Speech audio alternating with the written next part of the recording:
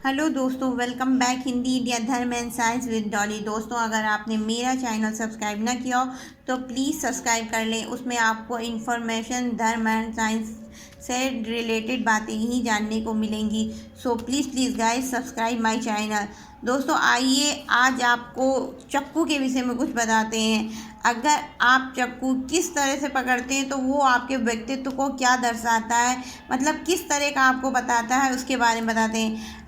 सबसे पहले अगर आप चाकू इस तरह से पकड़ते हैं तो आपको मतलब इस तरह से पकड़ के किसी को दूसरे को पर्सन को देते हैं तो इसका मतलब ये है कि ये दर्शाता है कि आप अपने व्यक्तित्व के विकास में बाधक हैं। कभी भी किसी को इस तरह से चाकू पकड़ के नहीं देना चाहिए। हमेशा जब भी दूसरों को चाकू देना हो तो इस तरह से पकड़ के देना चाहिए। वो आपके व्यक्तित्व के विकास के लिए सहायक होता है। साथ में ये दर्शाता है कि आप दूसरों की बहुत केयर करते हैं, बहुत ही मतलब अच्छे इंसान हैं और आप अपने व्यक्तित्व के विकास के लिए हमेशा अग्रसर हैं और हमेशा मतलब अपने व्यक्तित्व के विकास के बारे में जानना चाहते हैं। दूसरी बात, कभी भी चाकू को मतलब इस तरह से मतलब ऐसे पूरे एक तो पहली बात, इस तरह से चाकू पकड़ने से आपके अपने हाथ को भी ये जो है नुकसानदेह है, क्योंकि इस तरह से आप चाकू पकड़ के आप सामने वाले को दे रहे हो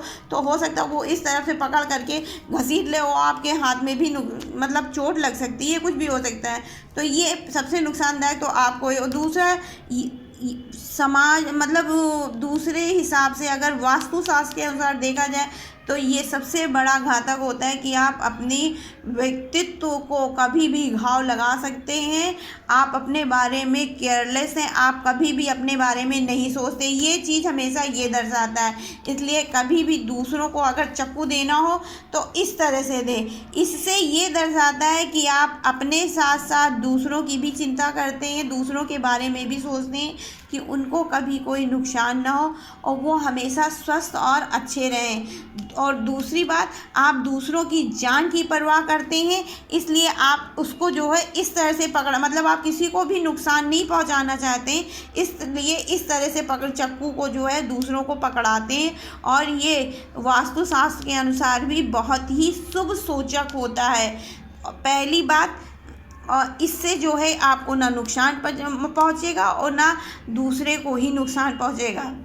अब आइए बात करते हैं कि किस तरह से चाकू रखना चाहिए जिससे घर में जो है धन संपत्ति और सुख सुविधाओं की उपस्थिति हो सके।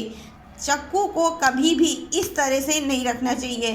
इस तरह से चाकू रखने से एक तो ये वैसे भी नुकसानदेह होगा अपने आप को। दूसरी बात, इस तरह से चाकू रखने से ये दर्शाता है या ये व्यक्तित्व के आपको दूसरों को पता लगता है कि आप बहुत ही लापरवाह किस्म के इंसान हैं।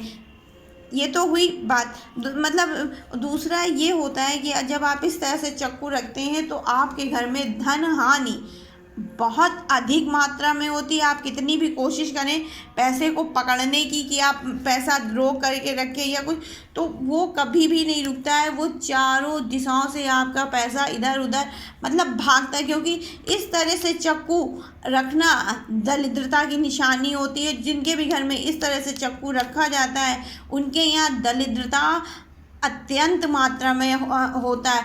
अक्सर आपने देखा होगा लोगों के यहाँ चाकू या तो ज़मीन की तरफ इस तरह से रखते हैं या तो इसको आप नहीं कहीं रख सकते हैं उस हिसाब से, तो इसको जो है कहीं ना कहीं छिपा करके, क्योंकि इसकी धार को हमेशा कहते हैं छिपा के रखना चाहिए। अगर आप इसकी धार को छिपा कर रखते हैं तो सबसे पहली बात तो ये है कि इसकी धार से किसी को भी कोई नुकसान नहीं पहुंचेगा।